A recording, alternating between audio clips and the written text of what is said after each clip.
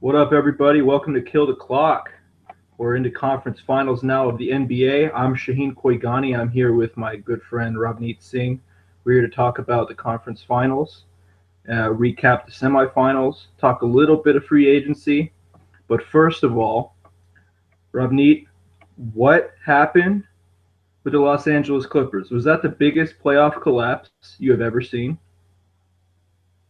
It's up there for sure. I mean, in the last maybe 5 years, I would rank that number one. There's like a couple other series that I would maybe put up there, like Portland losing in Game Seven up like 20 against the Lakers was one.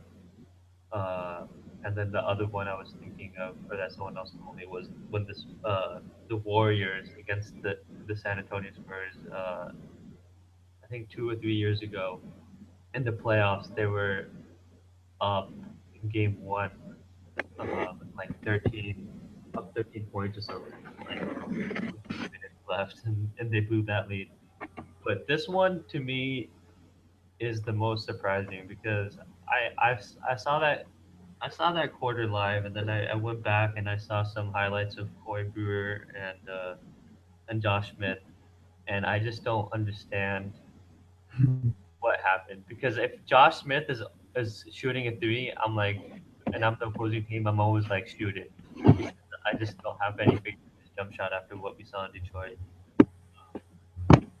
And Corey Brewer, like to me, that was the least. That wasn't surprising at all to me because I saw that guy go off for 17 points straight against Portland in the regular season in the fourth quarter, and he brought his team back. I don't know if they won that game, but I just remember him going off. But freaking Josh Smith, man, I can't. There's no reasoning behind this. It's just one of these like world mysteries that we're gonna be talking about for a long, long time. Yeah, I still can't believe that it happened. I think it ranks up there number one for me because this was the reason why they lost the series. If they had just held on to that lead and closed the series out, then that would have been it. But Josh Smith is a point forward with Harden on the bench the entire fourth quarter, led the Rockets back to an improbable comeback and won the game. It doesn't. It's like the most troll thing you've ever heard of in your life. Josh Yeah, Smith. I mean, the guy they claimed off waivers because he was a poisonous locker room presence that I mean, Atlanta did so much better when he left, and Detroit got a lot better when he left too. yeah. So it's just amazing to me. Corey Brewer doesn't surprise me as much because he's always like he's a high energy, Hmm. high work rate player who always will provide that spark of defense and running on the break. Like he'll be able to get easy points off fast breaks. Corey Brewer, that's his game really. Yeah. Remember he had a 50-point game with the Timberwolves, I think, just a year ago, or within this last year, I think. So it wasn't that surprising. The surprising part was that Harden was not in the game at all, and that they were able to survive as a Josh Smith led offense, him bringing the ball up the court. And he made three of four threes, which, yeah, as you said, you let him shoot threes. They were giving him the three, he was knocking him down, and they made the comeback. And for all that to happen, it also had to the Clippers offense also had to choke, which they did. Hmm. Blake missed like three or four gimmies. Uh, Paul missed his ordinary, mid range jump shooting. He's the best mid range shooter in the game. Um, there were some great defensive plays by Josh Smith and by the Rockets to block shots and get on fast break and make opportunities, but it was just everything bad happened, and it just felt like the Clippers had no heart to get back in the game. Like Doc's voice was hoarse, and you could see the life getting sucked out of the building. And with 5 minutes left, you're like, "Is this happening?" With 4 minutes left, you're like, "Is this really happening?" And then at the end of the game, you're like, "This really happened." Yeah. No, that's exactly described exactly what I was feeling in that quarter, and it's funny because you know, if you told me, like, who do you think was the better team in this series? I think the Clippers played better over 7 games than the Rockets did, but towards the end they botched it. That's So and you have to close out a series. It doesn't matter how well you play in the beginning. You won 3 games. You have them on the ropes in your home court. You're up by 19. With I don't know how much time was left, but they were up by 19. I think at the start of the fourth quarter or something. they were up by 19 with about 3.5 minutes left in the third. In the third, okay. So they were up by that much, and you'd think that that's salting away the series, and they're going to be ready for Golden State.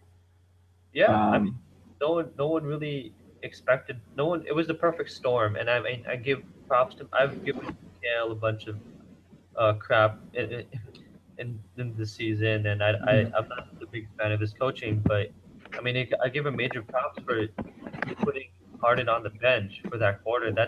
so ballsy, Yeah, incredibly ballsy call to make. He recognized this was working for them. He's not going to change anything up, and he let his superstar ride the pine, which is how many coaches would actually make that call? Like that was really ballsy on his part. And yeah, you got to give credit to McHale for rallying his troops the last 2 games. And you just felt that at the end of that game 6, if the Clippers were going to lose that game, they were going to lose the series. That's what I felt like. I felt like if they lost, if they were going to give up that comeback and the Rockets win, and which they did, I felt like the Rockets were going to win Game 7. They had all the momentum in the world going at home. I just couldn't see the Clippers winning. I remember I texted you uh, that same notion. I mean, I just didn't see them overcoming that kind of loss. It's just so crushing. They absolutely choked the series away, and I've never seen something uh, a choke job that bad. I really haven't. no, Let's not get into other sports because I know you.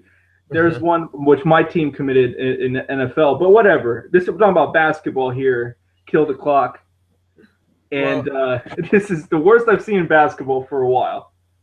yeah, for a while, I'm definitely with you there, and I just one more thing about that game 6 was an important adjustment McHale made was putting Dwight on Blake Griffin, and the length really bothered him.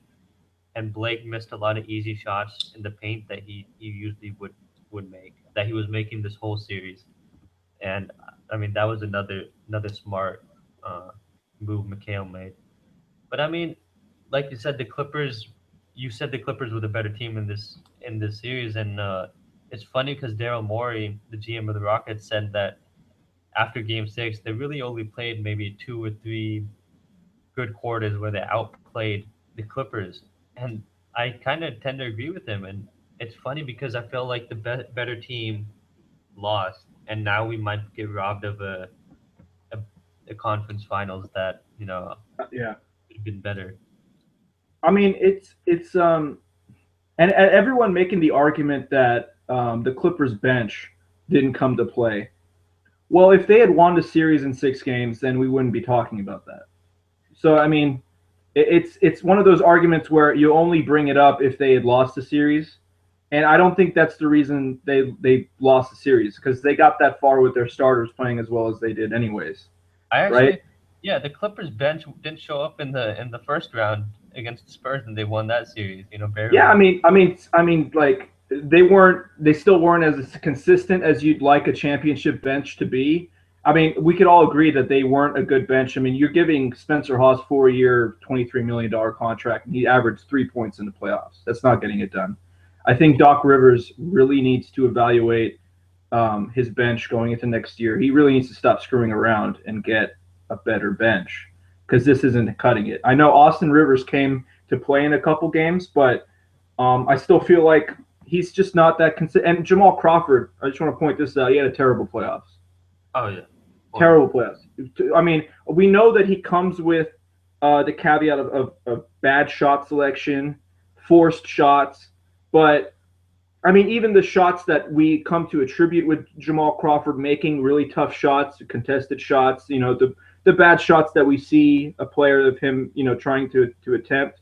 He wasn't making any of those in either series. It's He just wasn't good enough to carry the bench. I mean, in Game 7 of the Spurs series, when Paul was actually injured and went to the locker room, there was a period of time where Jamal was actually keeping them in the game, which was huge for that game. I think But he other than that, straight or something like that. right? Yeah, he was huge in that period of Game 7, which was the biggest game for the Clippers at that point. In their season, that Yeah. was huge. But other than that, what did Jamal Crawford really bring you? And I don't know. I really think Doc has a lot of work to do.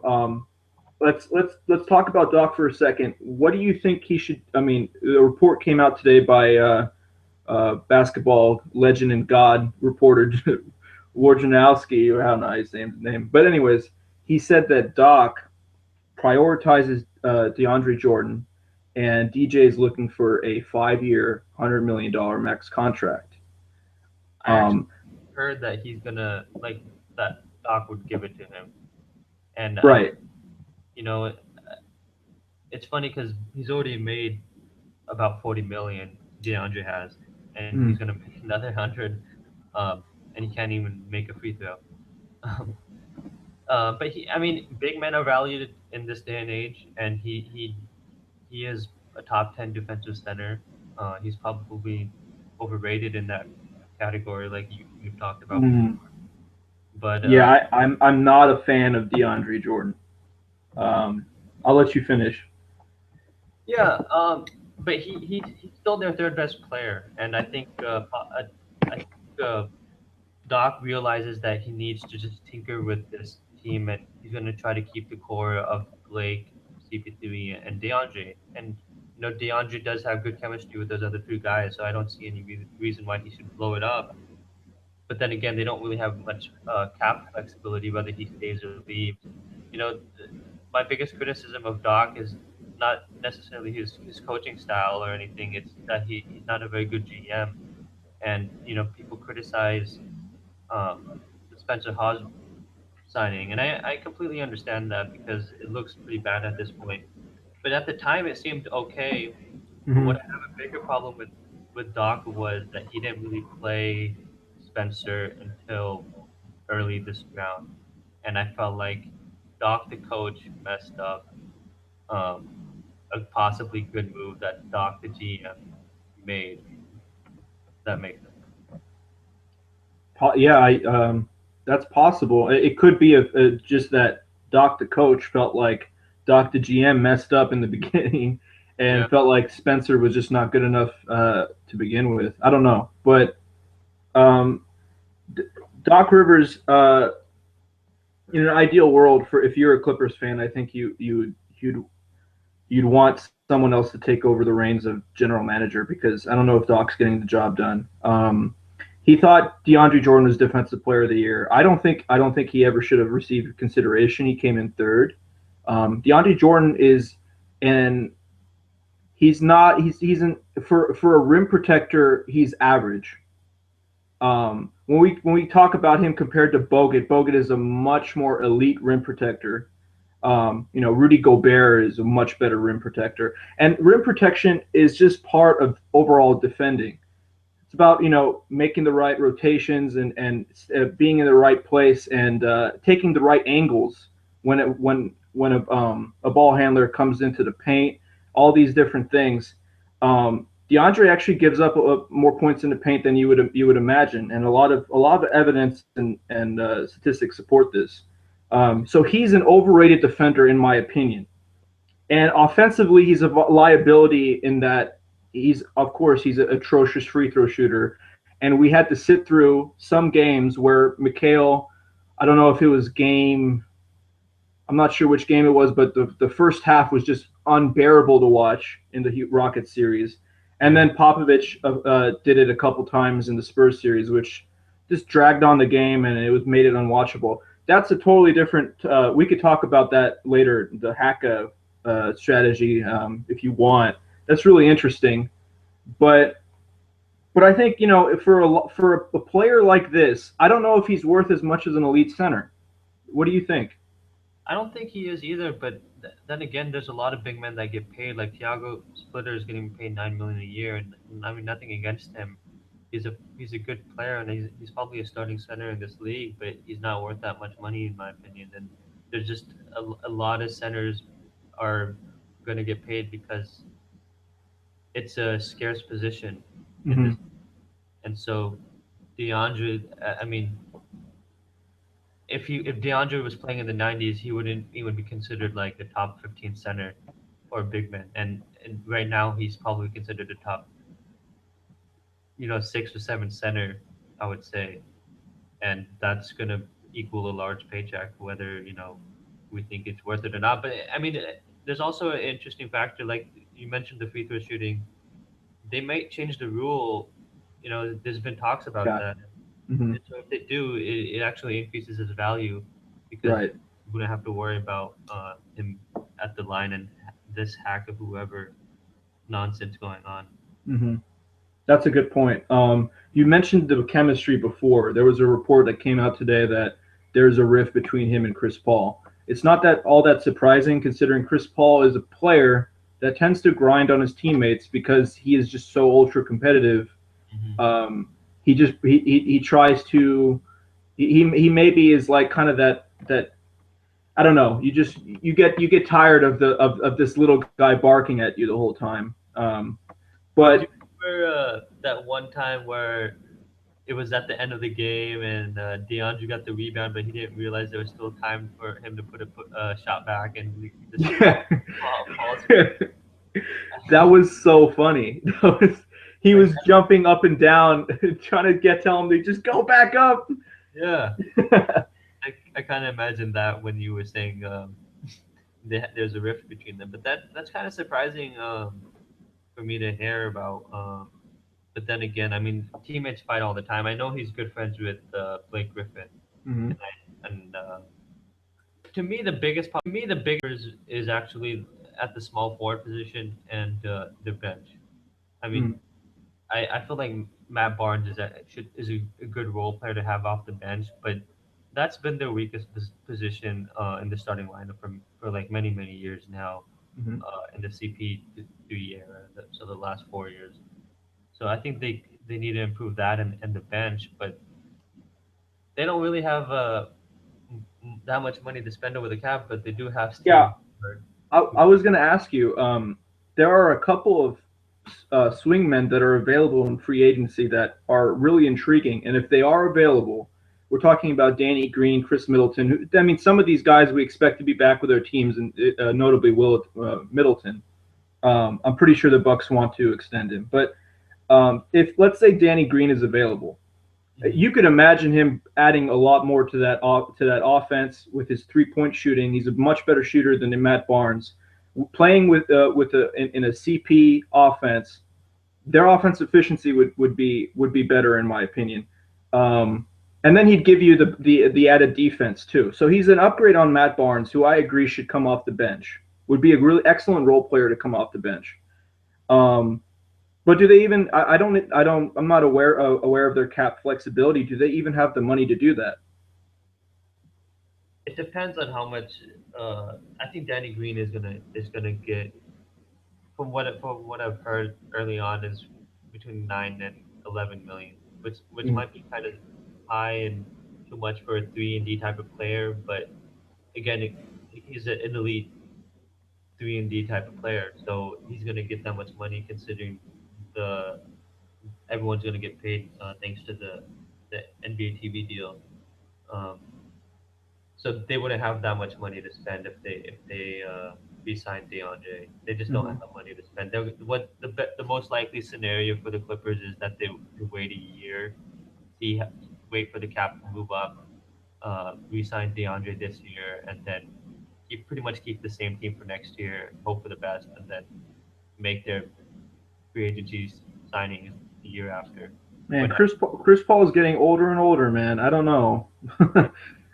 Could you envision a scenario where the Clippers let DeAndre go in free agency, and that Marc Gasol is available and they offer him a max contract.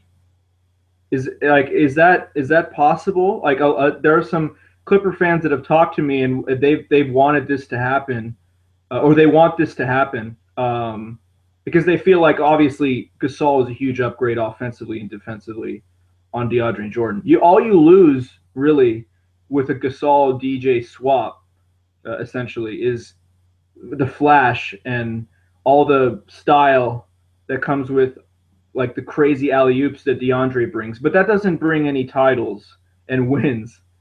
I Yeah, think Marc Gasol with Blake Griffin and Chris Paul would be a beautiful offense to watch. Wouldn't you agree? I think I would agree 100% actually because like you're right, defensively you wouldn't lose anything, I think, and I think you gain defensively actually. you do lose that pick and roll, alley oop, lob city type of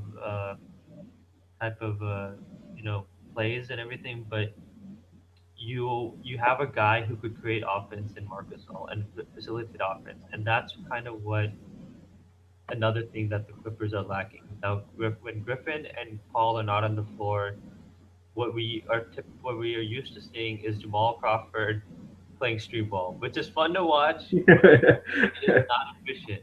And I think Yeah, Gasol would help in that regard. But then I think that would be, I would actually prefer Gasol over DeAndre if that's a possibility. absolutely, absolutely. I think if the Clippers find themselves in a situation where they're looking at Marc Gasol still being available and they're looking and they think DeAndre Jordan is has to be resigned for the same amount of money that Gasol would get, I think it's a no-brainer decision. I think you let DJ go. I'm not even sure he has that many suitors on the market, but I think you just let him go.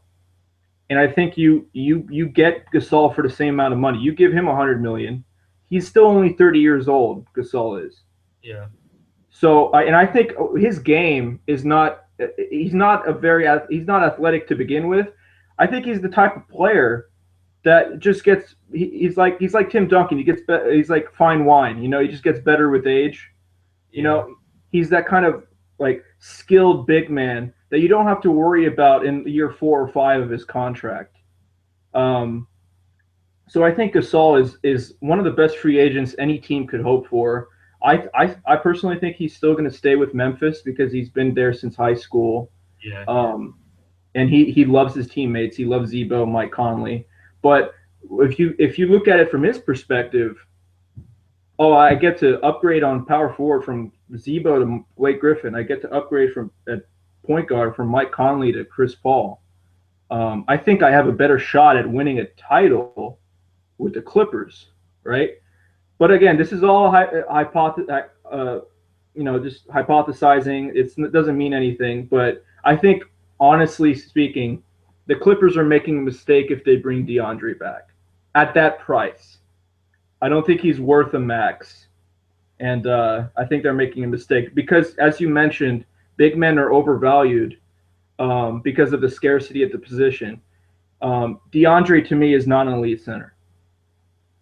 Well, I think one last thing on DeAndre, and then I think we should move on to Mm-hmm. the East. But if they sign DeAndre this year, it would be better than if DeAndre's contract ended a year later because of the salary moving up. Mm-hmm. The max would move up. So his contract, even though it's a max, could look could look better from what it seems right now. Yeah, Yeah, I'm okay with that. Yeah. yeah. I mean, I'll give you a quick example. Like I think he got his previous deal was like 4 for 44 or something, and that's only 2 more million per year than Thiago Splitter. You love bringing up Thiago Splitter. It's just a funny move by the Spurs. I felt like at the time because there wasn't many suitors for Thiago, and they kind of Right. overpaid, in my opinion. I think they definitely overvalued that contract, but I think they're an organization that values in keeping their own. So if they have to overpay for a guy they know inside and out, they'll do it. Yeah, Um, Hold on. Let me just a quick word on the Spurs. Yeah, There's word that Duncan and Manu will be back. yeah, I've read. Um, it, looking at their cap situation, is it conceivable that they could still, if they give Kawhi a max, which we all expect them to do, Mhm. could they bring in another big free agent, or is it not possible if Duncan and Manu are still on the team? So next year with Duncan and Manu, it really would depend on how much they pay those guys. But they have a lot of flexibility. They're going to be at about 34 million without those guys signed. So if they maybe pay a total of 15 million, which is, I mean, they were getting paid a total of 17 million last year. So if you if you pretty much do 17 million to the, the 34 million, who do we have 40? So they're at 51 plus Kawhi, which would be uh, let's just say 20, the 20 range. Uh, you're at 70 million, which is what they were at last year, and that's plenty of room to spend. So yeah, they could probably get uh, one more big guy, but then they have to find a bunch of cheap contracts to fill in their bench because they have a lot of free agents coming up. They'd have to let Danny Green go. Duncan would probably have to give up some money, which I think he would be able to do. But Yeah, I don't know. It's a little tricky. I think if Duncan stays, I don't think he's going to take that massive of a pay cut where you could let Gasol or LaMarcus Aldridge come in. I think if Duncan stays, then they won't be able to bring in anybody. I think he has to leave. And if that happens, if they find themselves in free agency like in a month or two, LaMarcus is interested. He wants to come over. Duncan could just retire and just let him take his money. he could, but I actually think Duncan is so unselfish. I would like to think this. I don't know that he already took a pay cut for his last his last contract that he signed, which he probably deserved more money for being the Spurs' best player this year, and especially against the Clippers in the first round. Well, Um, I mean, Kawhi was their best player, though, right? in that round, I would actually say Tim Duncan. He was more Oh, no, consistent. for sure. Okay. Well, throughout the year, though, it was Kawhi. Oh yeah, yeah, throughout the Yeah. year. Yeah. Um, but yeah, so I think Duncan actually deserved more money than he was getting. He was getting 10 million per year, and I think I could see him taking a pay cut. Oh man, he's making 10 million a year. You can make a case that he's. I mean, he is still an elite big man at his age. He was a So five or six power forward this year easily. yes, absolutely. So if he's only getting paid 10, I don't see him getting or giving like more money away. I really don't see that. Like that's just so like if he does that, then that is the most unselfish thing I've ever seen an athlete do. But Like think because about that he's already coming in with well below what he is worth. it. He's putting like 5 million a year on the table. Like, hey, use this money to bring in other people.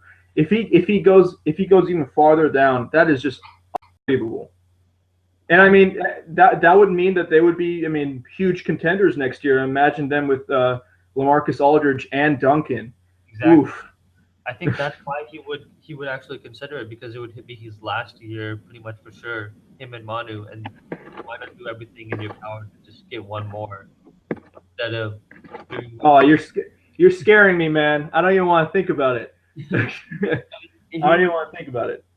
like Kobe did the exact opposite, and you could make the argument that he kind of messed up the Lakers' financial situation because he's the highest paid player in the league, and he's not even playing. Oh, hey, I think most of our viewership is LA fans. Kobe made the right move. Yeah, for sure. 20 million a year. That's good. Let's move on to Chicago. Well, let's move on to Chicago because there's a lot of rumors about Tibbs already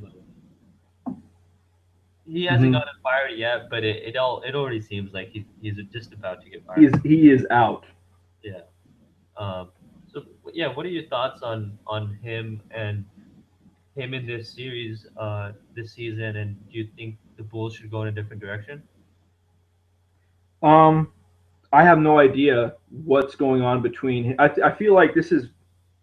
I'll bring an analogy. This is like the Jim Harbaugh situation that happened with the San Francisco 49ers, where you have a strong personality and it just started to grind against people in the front office, and it just seems like no matter what happens, even if they had won a championship, apparently this is what was reported, is that no matter what happened this year, he was going to be out.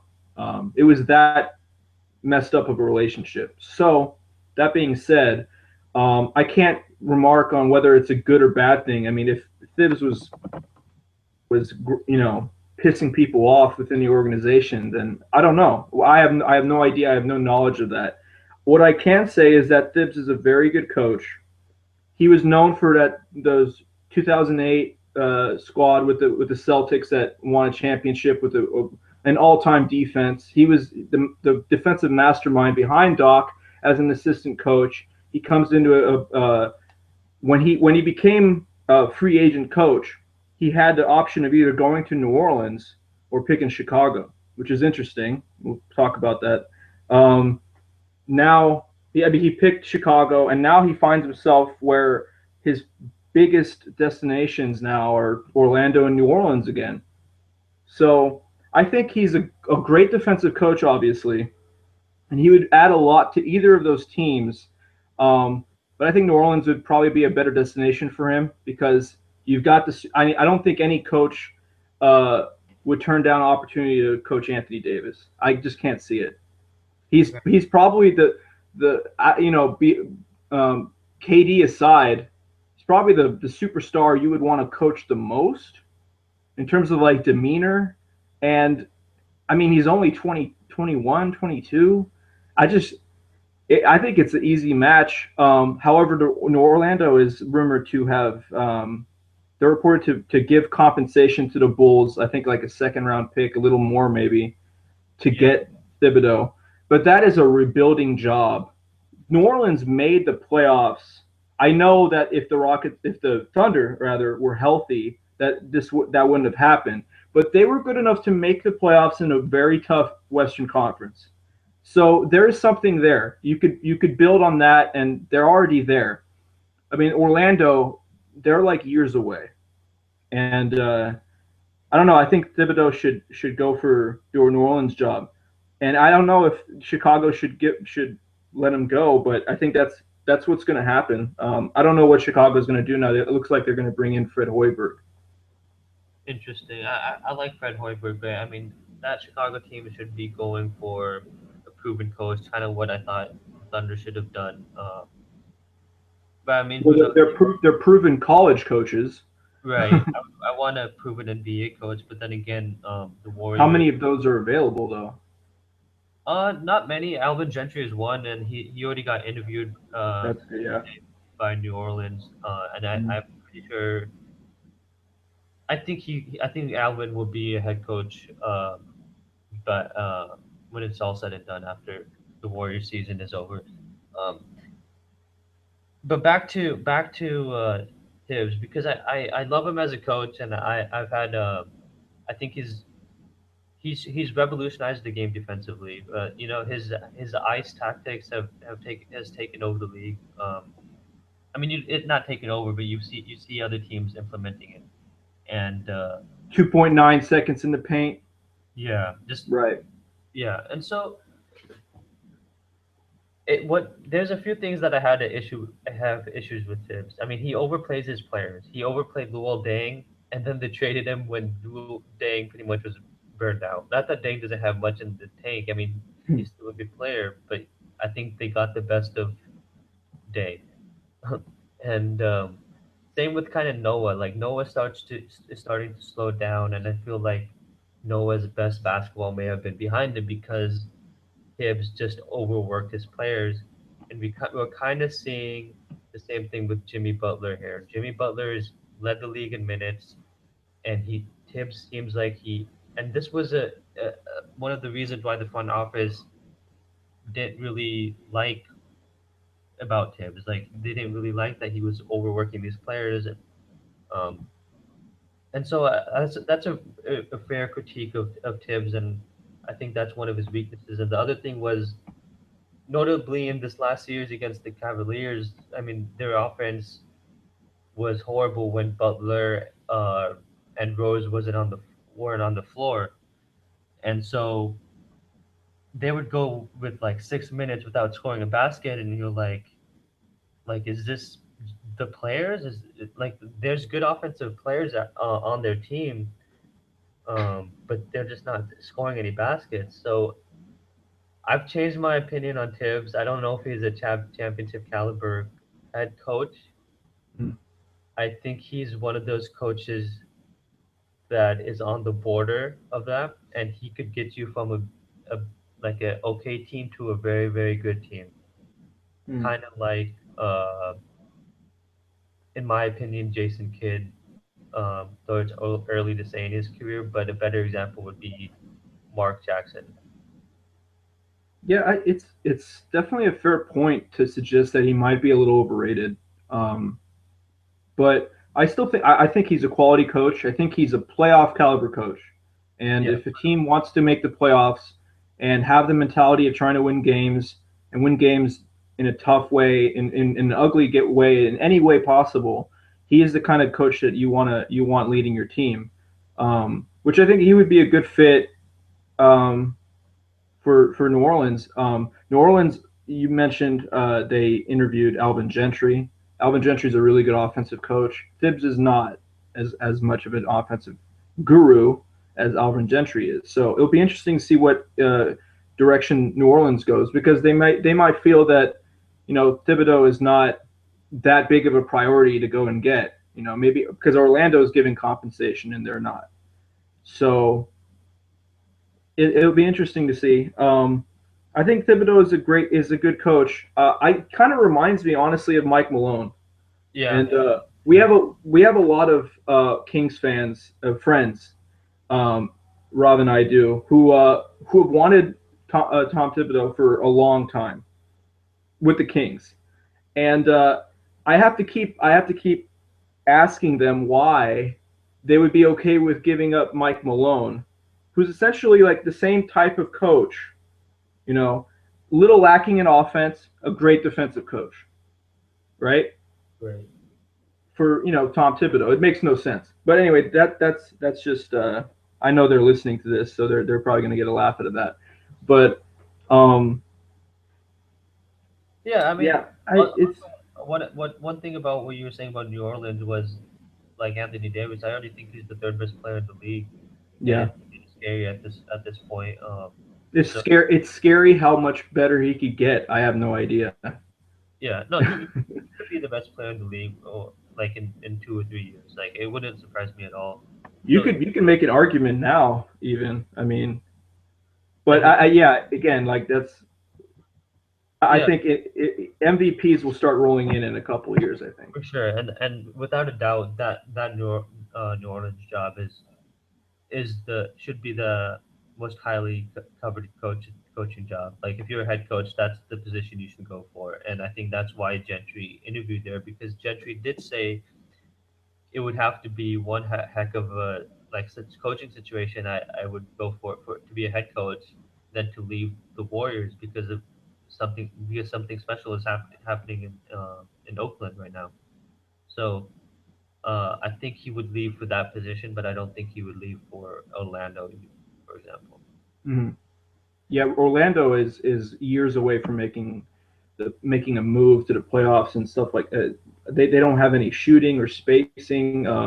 They have a bunch of really young athletes, and it's an interesting team. But I'm not sure if Thibodeau is just ready to just mentally move on from Chicago, who he's been with, taking to the playoffs every year, to having to start all over again with Orlando. I Um, agree.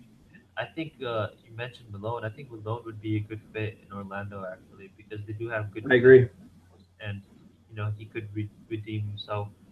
Um, I mean, his record wasn't good in Sacramento, but he also did get a good chance to prove himself of what he's capable of too. Mm-hmm. I want to I totally agree on Malone. I just want to say one more thing on Thibodeau. I want to say this about he is very good at maximizing talent.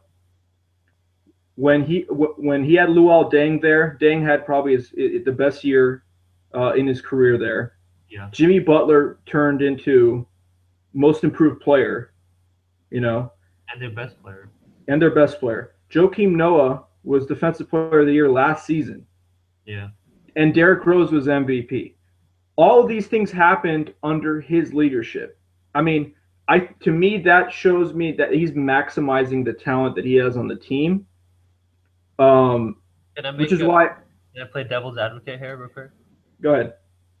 Can I just say what if that's just because he plays them 40 minutes a game, so that stats are like overinflated. Well, I mean, with Jimmy Butler, like no one saw his offensive game flourish in the way that it did. No one foresaw that, you know. Um, and I don't know how much of that is attributed to Thibodeau coaching him up on that end. I'm not sure. Maybe it's the assistants. Maybe it's just Jimmy Butler himself working on his shot all off season. But all of those things I mentioned, they to me, it's a trend. It's a pattern. Uh, he did great. He did great work in Chicago. He made a lot of players better. And Noah was banged up in this series, and I felt like he was ineffective. Gasol was had a hammy issue. Um, Chicago, and I mean, after with all this news surrounding Thibodeau, I felt like they just their head wasn't really in it. I felt like no matter what happened, right, he was going to leave, and they Mm. just kind of gave into the Cavs at the end with a pretty putrid performance in Game 6, I think it was. So, So I I don't mean, think the Bulls tried hard. It was just, they I didn't hit think, any shots. and I think you could attribute part of their lackluster efforts on offense. I wouldn't even say if it was effort. It was just maybe their strategy Mm-hmm. came down to Thibodeau, because by the end of game three, you should know, there's we've gone through so many stretches without scoring a field goal, and how am I going to fix that? And I know it's hard to adjust in mid series and everything, but I just expected better offense from a team that had so many offensive weapons. And I know Gasol was hurt too, but Mm-hmm. even then, I think for personally, How much of that is on Derrick Rose? He shot a lot in that series. He shot a lot of jump shots. Maybe it has to do with the fact that he's had to get all over all of these injuries. He really just doesn't have the explosiveness and the quickness that we would see from MVP Rose, where Mhm. he would just get into paint at will. He was settling for a lot of jumpers in this series. I think it's because he had to, because he just doesn't have that type of game anymore where he could just recklessly penetrate the paint and be that D Rose that we know of. I think he just attempted so many jump shots in his series. Like even the game where he hit Big three. that bank shot at the end. I think it was game 3, right? Yeah, yeah, He was 10 of 26. yeah. I mean just not efficient. Like you could just look at his numbers the whole series. Like he shot so much. I felt like maybe you should run more plays for Jimmy Butler. Maybe you should go into Gasol in the post a little more. Um, I don't know. I just didn't like that D Rose was shooting so much. And maybe it felt like he had to do that, but I didn't agree with that. So D Rose used to shoot a lot more outside jumpers and particularly threes in the regular season than he did in the playoffs. So I do think as Rose will progress, he will start attacking the paint more and hopefully start settling for jumpers less, because he's not a very good shooter. Um, Didn't seem like anyone could change his mind in that series because he was just he. yeah, but then again, the Bulls were best when Rose was on the floor, and that's because he's one of the few people that could create offense for that Bulls team. Mhm. So I don't think Rose was necessarily the issue on that team. It was more that there wasn't an offensive plan after game one, because game one I remember seeing Gasol hit like five jumpers after that pick and pop. Well, I think the Cavs definitely adjusted their pick and roll defense, Right. which was atrocious in game one. When they made that adjustment, then you found that it was harder for the Bulls to score. Because I mean, honestly, why would you leave Pau Gasol open anyways? He was 10 to It 16 was in that game. the worst pick and pop defense I saw like all year. Like, Yeah, um, you made a point of mentioning that.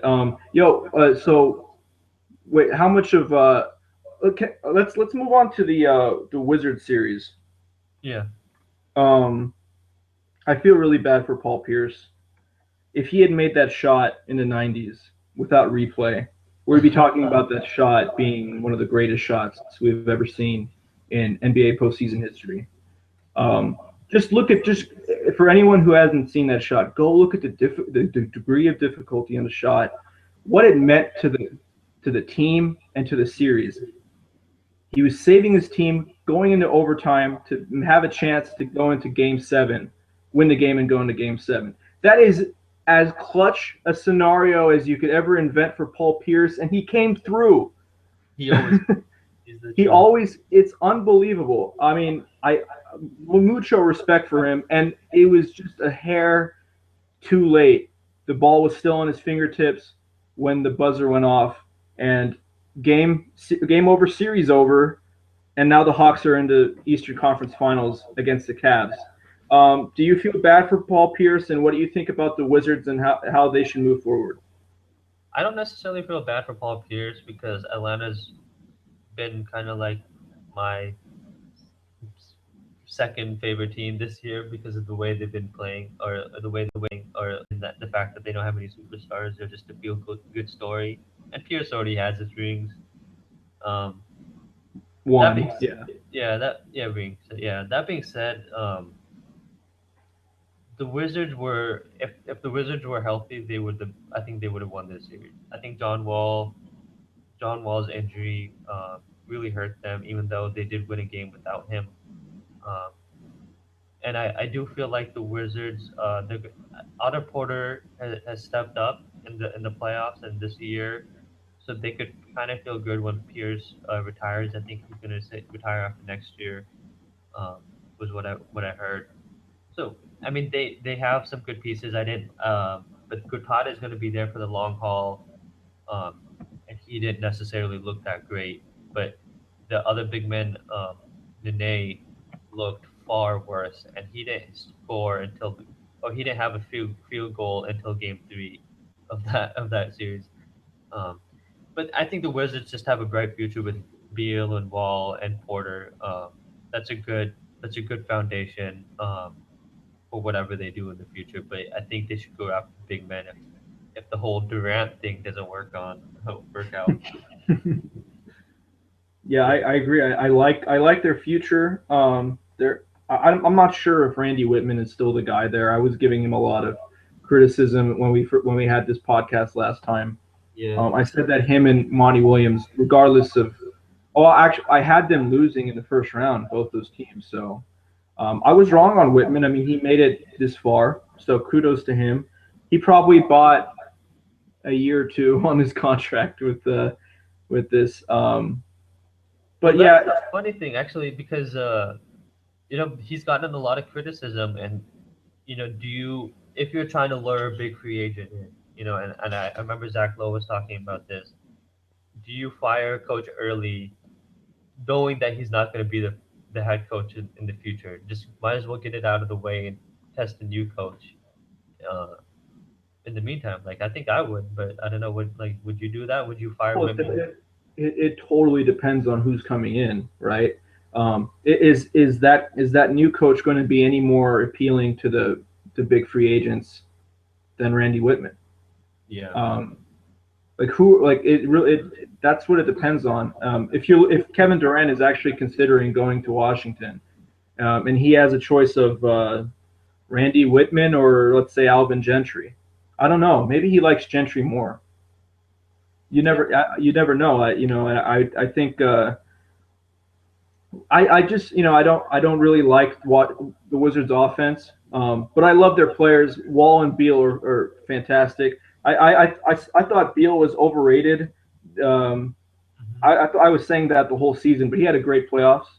Um, Defensively too, he bothered Corver a lot. yes, he was. I mean, you have to do that. Honestly, I would be mad at any player that wasn't in Corver's face the entire time. Like, No, but it's difficult to chase a guy like those Rip Hamilton, Reggie Miller, Kyle Korver type players who are just running the whole time. right. Coming And off screens, coming off yeah, sharp angles. Yeah, it's hard to keep up with them. That's true. yeah. Beal played really well, and he was even without Wall there a couple of games, they won one of those games with a Paul Pierce game winner, of course. Um, and Beal was instrumental in that game too. So he had a great series. He's got a great future. He's still a very young player, so there's a lot to look forward to if you're a Washington Wizards fan. You have to feel bad about losing the series, but um, yeah, I think you want to keep Marcin Gortat. I'm not sure about Nene. He didn't have a good playoffs. Um, and you're going to slot in Otto Porter at the three, and maybe Pierce if he doesn't come back next season. Um, you could keep working on that bench. And I thought Ramon Sessions too. And we know Ramon Sessions because he was with the Kings this season. I thought he did really well for uh, while being not being there for a couple of games. I thought he played really well in the playoffs. So His game two performance really stood out to me, and mhm, I was thoroughly impressed with him. But mhm. um, Yeah, let's go to the Eastern Conference Finals. Let's just break down the matchup. What is your prediction, and what do you think the Hawks have to do to beat the Cavs? I think the Cavs are favorites, and I think everyone knows that because they have the best player in the world, and it's going to be tough for the Cavaliers because Kyrie just got 5 days of rest, which is going to really help him. But what Atlanta will need to do is move the ball and increase the pace. Atlanta was best this year when they had an up tempo offense, and a lot of that was with Michael Scott playing well, who's hurt and hasn't been the same. Um, and when everyone was passing the ball and there was just a fluidity to the to their offense. Um, so number one would be there if they had good defense and get out in transition, and then number two would be pass the ball and get into the paint would be number three because I felt like Atlanta's best lineup in the last round was when Jeff Teague and Schroeder were on the court at the same time, and because both of those guys can attack the paint, and it opens things up for their shooters when Horford and Paul Millsap are out there. What pisses me off is when all of those guys are around like 20 feet away from the rim, and they're just passing it around and then settling for a jumper, and then no one gets a rebound. And I think we're seeing a lot more of that in the playoffs than we did in the regular season. So Atlanta needs to change that if they want to have a chance in this series. Yeah, I think like there's I think that the Atlanta, especially Jeff Teague, is really he's going to be pleased to see gimpy Kyrie Irving because John Wall was hounding him the entire series, and I think in terms of like guard defending, I think Cleveland is not as good as Washington in that regard. I think Jeff Teague has to really step up. He's going to have a better matchup against Kyrie Irving, who's a little hobbled. Matthew Dellavedova. I mean, Iman Shumpert is a good defender, but I think they have to really just trust each other. Like Atlanta's offense was built around trust and moving the ball and getting the best shot, and everyone was sharing the ball and it wasn't sticking. In the playoffs, you feel like watching their offense, you're just seeing the ball stick a little more, and them having to basically just go deep in the shot clock and having Millsap or Teague basically bail them out. And that's not what their offense was. in the regular season. And I don't know what's happened. Maybe it's because of the heightened pressure of the playoffs, and maybe it's because they can't play that free flowing offense that they used to run. But it's just not there anymore. And if you make this Cavaliers team keep rotating and rotating, having to guard multiple sets, all and just keep them working, I think you could get good looks on this Cavs team um, off their defense. So I think Jeff Teague has to look to be really aggressive. You mentioned them having to push the pace. I think they just have to keep moving the ball really well. Um, I think they have a good matchup with the guards. I really do. Um, so it's going to be interesting to see. Damari Carroll has his in terms of for the Cavs. Obviously, they're going to do what they have been doing, which is give LeBron the ball and have him make the right read every time. And it really I'm not sure if how good Kyrie Irving is going to be, but he's had 5 days of rest. You said. Yeah. Um, if he's close to 100% or which I don't know if he will be, then they could be in trouble because that's just a lot. That's added firepower that wasn't there in the Bulls series at all. I mean, so we'll have to see. I'm not sure. Yeah, Atlanta hasn't played particularly well this whole postseason. You know, they struggled against the Nets too early on. I I think this is it's a feel good story, and I think Atlanta fans have to be happy where they are because no one thought in the beginning of the year that they would make it this far. Then expectations rose as the record improved so much, and after what happened in January and early February, um, you know, so but the Cavs are just a better team, and the Cavs also go through these spurts where defensively they just pick it up so well that I feel like they at times they like maybe that was part of the reason the Bulls struggled so much to score was because at It's worth times mentioning. Yeah, the yeah, Cavs defense definitely stepped up. yeah. And as far as Kyrie, like I don't even think Kyrie needs to be 60% for them to win this series because Yeah. LeBron is that great and he's just gonna carry this team to the finals. I feel like, um, though I think it would be a fun. I think it would be a better story if Atlanta made the finals and if of all the four teams that are remaining, I'm rooting for them to make it and win the championship, even though they're probably the least likely team to do it. Yeah, it would be nice to see Atlanta, but not this Atlanta, honestly. If because Yeah, the team that stole my heart in the regular season was not this team that I'm watching now, you're and right. it's because of the ball sticking in their hands and them having to. I don't know. I think maybe it is the pressure of the playoffs because you have to put it. You have to put uh, all the pressure on some of the players on the team to make a play. And if everyone is trying to make a play, it's just going to get really muddled and it's going to look discombobulated and it's just not going to look good. And it's almost like this team probably plays best when it is the regular season and when there's not that much pressure because they could play fun basketball like they were and move the ball around and attack off the dribble like all of them are able to do.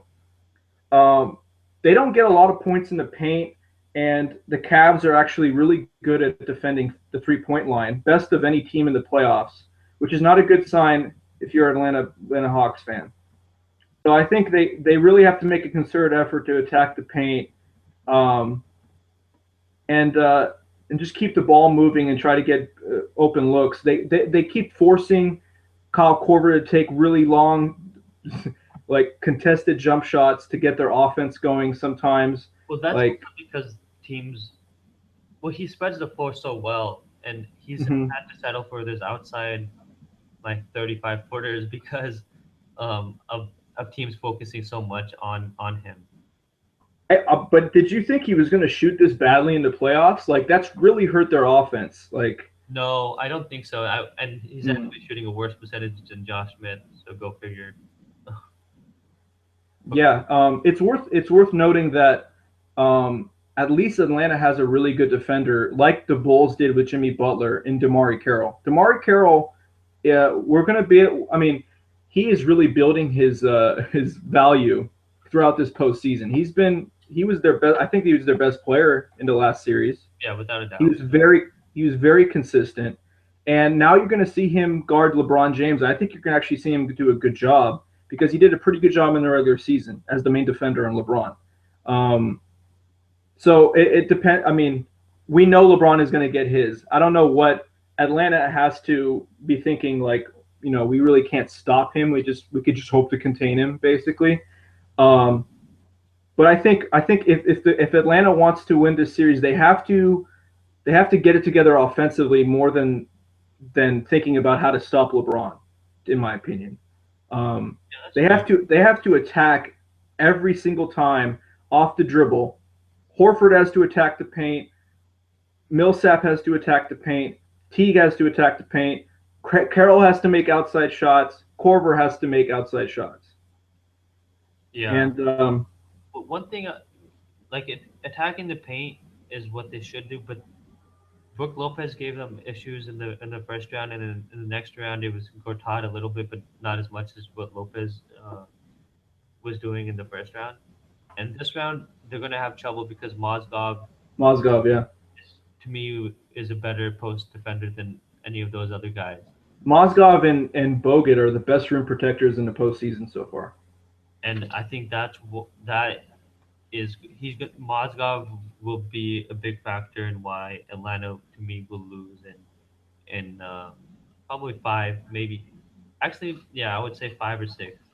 If I had to pick one, I would say five. Mm-hmm. Um, if Korver keeps shooting as poorly as he has been, which is just it's a little shocking to me. I think it could be done in 5 games. I will give them 2 games. I think the Cavs will close them out in 6 games because I I hope just I, you're right. I just don't think that the Hawks have enough in the tank to against LeBron. I just don't. If the Cavs had Kevin Love and a healthy Kyrie Irving, oof, they really would have been in trouble with the way they're playing now. Yeah. They have to go into this thinking, okay, there's no Kevin Love and Kyrie Irving is gimpy. We have to win early. We have to put them on their heels, and they have home court, so this is really going to be important these first 2 games for Atlanta. If they could get a split, I think they could be in good shape to maybe take it to 7 games. I really do think so. So, do you think any of these teams in the East who are left, the Cavs and the Hawks, are good enough to beat either the Warriors or the Rockets? They could beat the Rockets. Okay. No one is beating the Warriors. So it's already said and done. We should just write it off. I think no. I think we should just close the pod. We shouldn't. We should just wait until off season. No, I mean, I'm very high on the Warriors. I think a lot of people are. I Yeah. think they showed it. They're lucky that the Clippers took care of the Spurs for them because I thought that was the one team that could beat them. Memphis got close, but I still feel like Golden State was going to come back in that series, and they did. Yeah. Um, all credit to Memphis. That's an incredible team, and I really hope that they stay together next season and just keep building on what they have because I really like the structure of their team and what they're doing. And I know a lot of people, you included, you seem to think that style of offense and that way of playing is kind of obsolete. I just think they just need a little more shooting and they could win that way. Do you agree or no? Yeah, I think shooting would definitely help. They put Courtney Lee in the starting lineup instead of Allen midway or somewhere in the season, and that definitely helped because Jeff Green doesn't shoot all that well from 3 point land unless it's on the corners. Um, so I think they could use a good shooting three, and then maybe we could see Memphis do some damage in the playoffs. But they definitely need to move um, some things around. And I felt like in that series against the Warriors, that Bogut on Allen defensive move really gave them trouble. And I felt that the Jaeger should have found a better use of Allen when that happened. Like there was ways to maneuver around it, and he just took Allen out. And I felt Yeah. he was injured towards the end of the series. Yeah. The Yeah, first time they did it though, I don't think he was injured, and I know it's really hard to think on the spot, and I think he made the right move by taking him out. Um, but yeah, I mean, I think the Warriors were a tough matchup for them, and Conley said himself that they threw everything at Klay Thompson and Steph Curry, but those guys are just great players. So mm, yeah, but like, so what do you think about the Warriors against Houston? I mean, we both thought that the Clippers were the better team in the previous round, and would I think we both would prefer them against Golden State, but I feel like Houston doesn't match up all that well against the Warriors. Would you agree? I agree. I think the Warriors are a better version of Houston. I think they're better defensively and they're a better 3 point shooting team. Um, and I mean that's not really how their offense is not that similar. I mean the Warriors when they're at their best is when they create tournaments and get easy buckets.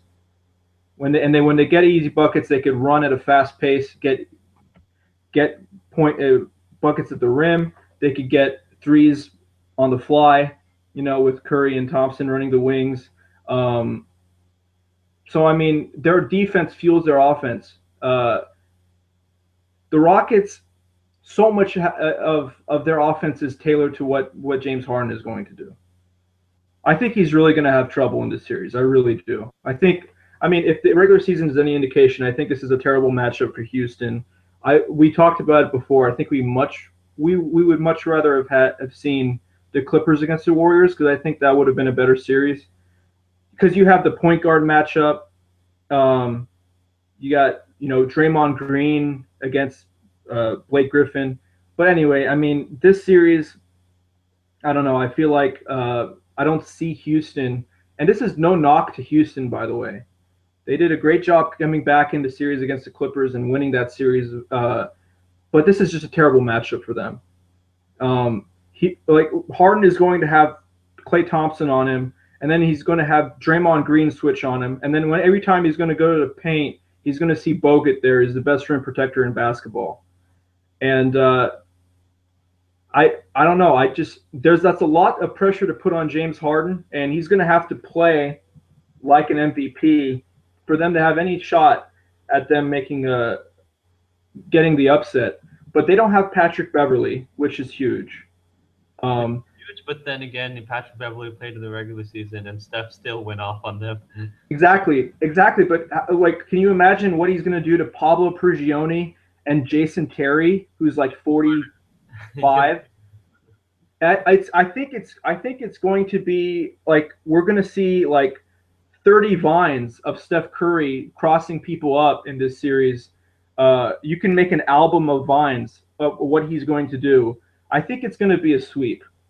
I oh really do. yeah, I think it's going to be a sweep. I think the Warriors are a better version of what Houston is, um, of what the Rockets are, and I think like I mean Pablo Prigioni and Jason Terry. Come on. They don't have Patrick Beverly. They didn't have Dwight Howard for I think 2 of the games in which they swept him in the regular season. But I just don't see it, man. Can you make an argument for Houston? I can make an argument that they won't get swept, and that's because I don't think the Warriors are playing their best basketball in these playoffs. Kind of like Atlanta, but they didn't drop off as much. And Houston, on the other hand, though they were inconsistent in the second round, they were playing the best basketball they played all year in the first round. And then in the last quarter of Game 6, and then in Game 7, they were playing top notch basketball, right? Um, so I think there's a surprise element. Like we don't really know what Houston actually has to offer, and I think the regular season, like we should factor it in, but it's not it's inconclusive because Dwight wasn't completely healthy, even though he did play really well in one game in the against the Warriors. So I'm gonna go with Houston and I mean sorry I'm gonna go with the Warriors in My jaw was about to drop. I know I'm gonna go with the Warriors in five.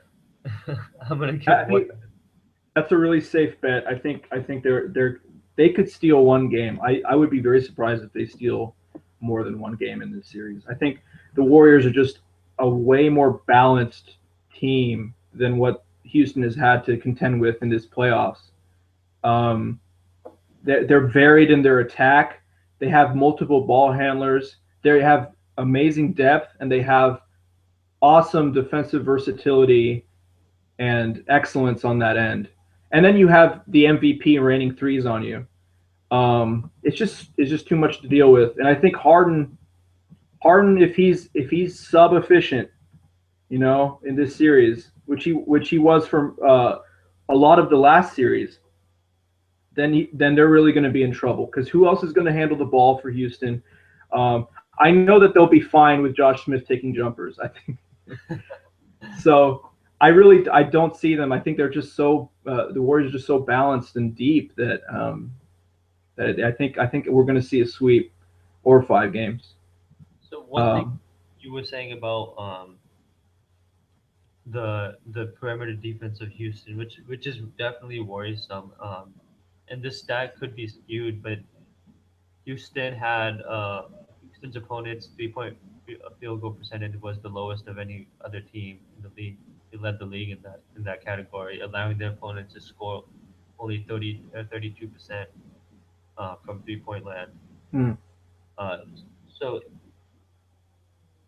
they're an inconsistent team, and defensively they kind of remind me or draw some similarities of the Cavaliers, where they just turn it up a notch.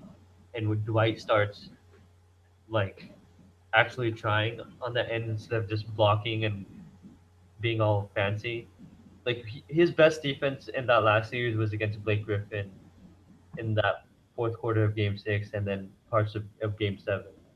And I think Dwight defensively has to bring it, but more importantly on offense, he him and Harden are going to be vital, like you said. And I think both of them have to play excellent and pretty much equivalent to kind of what Chris Paul and Blake Griffin did um, against the Spurs for them to have a chance. Like Chris Paul and Blake Griffin pretty much played as good as they're going to play, and hmm I think that's what Harden and Dwight will have to do for them to have a chance, just a chance against the Warriors. And even then, I would pick the Warriors. Yeah, I want to read off some stats. With okay, so when Curry played against Beverly, Curry still had 25.9 points and shot 56% against him. Wow.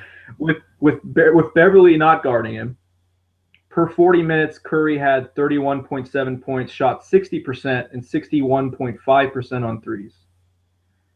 So what? Okay, what could the Rockets do? They could maybe put Corey Brewer on him. Trevor Ariza would be a lengthy great defender to put on Curry.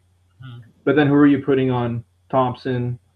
And I mean, if you're going to have Pablo Prigioni on the floor, then he's definitely going to get burned a lot, in my opinion. So No, I think you're right.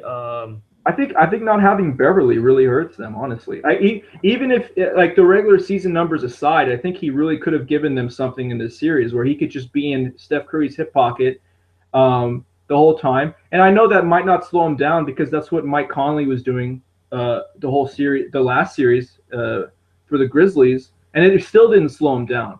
But you don't even have that option anymore. You don't even have that Mike Conley, Pat Beverly type player to put on Steph Curry, and now you're giving him a great matchup to just go crazy. So the I thing is, just I just don't see it. you were mentioning Trevor Ariza, who is probably the best perimeter defender, and if you put him on Steph, then you kind of leave Barnes somewhat vulnerable. And I mean, Barnes Mm-hmm. is great Yeah, on who are offense, you going to put on Harrison Barnes? right? You're going to put Corey Brewer or James Harden On on Klay Thompson. this is a bad matchup. Like Houston has to think of something creative and out of the box. And maybe they will. I doubted McHale in that last series, and he proved me wrong. So let's see what he could do in this series. But right now, it's difficult for me to visualize an advantage where Houston has over the Warriors, where that advantage is so big that it gives them an edge that makes this series interesting. And I just don't see I, it. I think the one advantage they do have is Dwight Howard. Actually, I I think Dwight Howard has to have more than James Harden. I think Harden will struggle. I think Dwight Howard has to shoulder some of the load offensively, and obviously he's got to be excellent defensively. But I think Howard, if he gets 20 points a game in this series, could really be a big help. It takes some of the load off Harden, who is the primary ball handler in that offense and is asked to make every read, just like LeBron is with the Cavs. But but Harden doesn't shoot well. He shot 36% in the regular season against the Warriors. That's got to go up. And I mean, I think for them to win, I think Howard has to have a huge monstrous series. Yeah, That's about it. um, what I actually a creative thing, a creative lineup, I guess, for Houston would just be have um, Harden essentially running the point, and Mhm. Ariza guarding Stephen Curry, and Corey Brewer guarding um, Harrison Barnes, or switch between Brewer and Ariza. Like you could do something like that and have pretty much Harden um, bringing the ball up. So I mean, I would actually like to see. I think that would be one of their better defensive.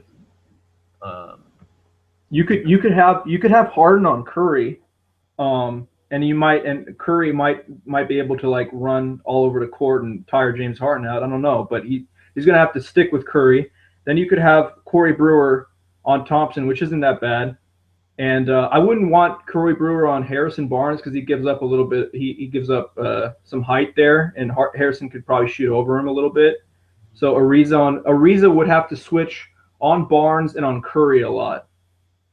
I would yeah, like that to happen. And then Brewer would have to stick to Thompson pretty much. I think I'm okay with that. Um, and if you have Pablo Prigioni in the game, again, he's just going to get burnt. So, and so you might just get a couple steals here and there and change the game. I mean, that's oh yeah. Oh man, that was so unlikely, but yeah. but So yeah. who's your X factor in both of these series on both teams? Like, let's not have like an obvious guy on the Cavs like LeBron. Um, like let's just start with the Eastern Conference. Like, who's your X factor on Atlanta and on the Cavs? Like, who's someone who could have a big series? For the Cavaliers, I think can I say either or J.R. Smith or Iman Shumpert? Like, Yeah, like yeah. both of those guys could trade off big games, and that's kind of what happened in the Chicago series. And if one of those guys is shooting well, which is what happened, then you just leave him on the floor and you let him be in the zone. Um, and for Atlanta, um, you know, all those guys are. I think I think Dennis Schroeder to me is is is is the X factor because of he's one of those other few guys who could create offense for that team. Like I feel like those big men kind of need like Paul Millsap can create offense on his own, but he kind of needs to be fed the ball and let him go to work. But attacking the paint is what opens 3-point shooting for that team, and that's why I think shooters is valued for like the X factor for that. Mm. I think this well for Atlanta. I think it's not that surprising. I'm going to say Kyle Korver. Yeah, I could have said Damari Carroll because he's tasked with guarding LeBron, but I think Kyle Korver, if he shoots anywhere close to his average in the regular season, I think that would be a huge lift to their offensive efficiency for Atlanta. So I'd look for him to, if he could shoot anywhere close to that, that's going to be huge for them. If he shoots like he has been, that's going to be really bad, and it could be a short series. For for um for the Cavs, I'm going to go with Tristan Thompson. Actually, I was really impressed with his series against the Bulls. He outworked Taj Gibson in multiple games, His He offensive rebounding was just giving the Bulls like unbelievable. I think he might be one of the best offensive rebounders in basketball. Oh, he definitely is. yeah. But I mean he was just outstanding on the boards in that series, and he could. I look for him to keep it up against maybe a better matchup front court wise compared to the Bulls that you have with the Atlanta Hawks. So that would be interesting. That'll be interesting to see. I think Tristan Thompson could have a big series. In the Western Conference, um, well, for the Warriors, um, honestly, Sean Livingston. Sean Hmm. Livingston, I think, could have a big series. I like his matchups against anyone that's going to guard him. I think he could post up anybody. I think he could. I think he could have a better series than people think. Um, or I honestly, Iguodala. I mean, they have so many good bench options. It doesn't. Yeah. There's. I'm not even actually. I'm not even going to say an X factor for the Warriors because I have them sweeping. So I'm not going to say anything. um, and I don't know. What do you think? What do you think? Who has to be the X factor for the Rockets? For the Rockets, I'm gonna say Terrence Jones because you want to Mm, keep Draymond working. If Draymond's not able to help and switch off and hedge as much because you don't want to leave Terrence Jones open, then I mean Josh Smith could play the same role, and that's what he did in Game Six. But mhm, I feel like Terrence Jones is the more likely candidate for them. Like he at times Terrence Jones seems like he's the third best player, and at other times he seems like just a guy off the bench. Like he's mhm, also a very inconsistent player, um, but he has to pick his spots. He hasn't been shooting from 3 point land that well in the postseason, but he shot well in the regular season. And mhm. then I agree with that actually. I'm Terrence Jones. Yeah. yeah, and then for the for the other side for the Warriors, I Mhm, would have to say I want to say Harrison Barnes because we know the other guys like we know everyone else will bring it, but Barnes is also kind of an inconsistent player where like his last game at the game six. he had a great series in against Memphis. He Yeah, shot like 60% the whole series. yeah, and so he's one of those guys who could go off for 20 any night, you know, and you just never know. Right. Uh, he had an amazing rookie uh, playoff playoff career or season that year, and so it gave a lot of teams problems. And you know they could go small again. They could put Barnes at the four, and it gives a lot of teams trouble. Uh, but I think I'm gonna say Barnes, just because if we talked earlier about Brewer and Ariza, you know, being the best two perimeter defenders and switching them on Steph every now and then. Well, if Barnes has it going on, then you really can't do that. So that was my reasoning behind that. Mhm. I think if he has a similar series to what he had with Memphis, I think that's probably a pretty good indication of how things are going to go for them in terms of like winning the series. Yeah, Houston should be nervous right now if that's gonna happen. Yeah, if he's shooting 60%, and he doesn't get that many opportunities, if you think about it, he doesn't attempt that many shots. But if he's that efficient on his limited opportunities, then that's a really that's going to be big for them. I mean, that's just going to make them that much tougher to stop. So I mean, Harrison Barnes is a good one. I mean, the easy one would probably be Draymond Green because like he's an X factor. Like he's their Swiss Army knife. Honestly, I mean, he's what makes their defense as good as it is. Along with Bogut, you know, Bogut's going to be protecting the rim, but his versatility and being able to switch on everybody, um, that's going to be huge for them. And I mean, he'll get a rebound and push it up the floor and maybe go all the way coast to coast or like kick it out to Curry or Thompson on the break. I mean, Draymond just plays within himself and he just does such a good job. So he would be an easy X factor. Um, But yeah, I mean, I think it's yeah. I think I'll be looking honestly.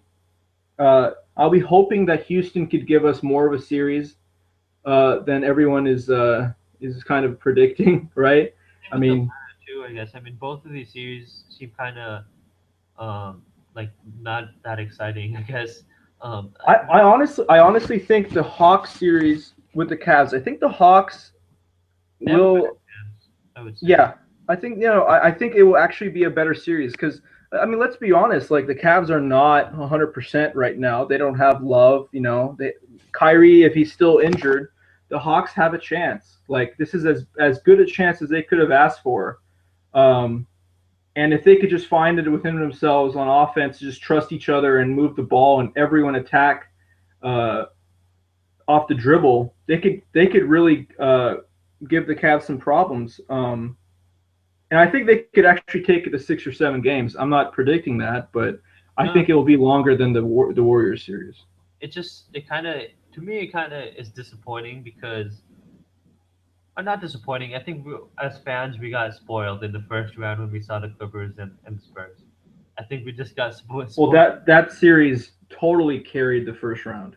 Yeah, I mean, it's the best. I think when I after that round was done, or like even midway, I was like, this is the best um, series we're gonna see in the playoffs, and I think I'm gonna stick with that because right now, I mean, I'm still gonna watch every game, but I'm just not as excited for this round, um, and that's why part of the reason why I was hoping we could see Spurs and Golden State because that to me was more of a toss-up series, and you Oh, would. that would have been the premier matchup, definitely in the Western Conference and probably in the entire playoffs. I think everyone was kind of salivating and waiting for that to happen.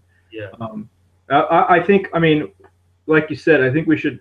I guess we should kind of thank the weird division rules and the formatting into playoffs for having a first round matchup that was the Clippers and Spurs. I guess we should thank them for that.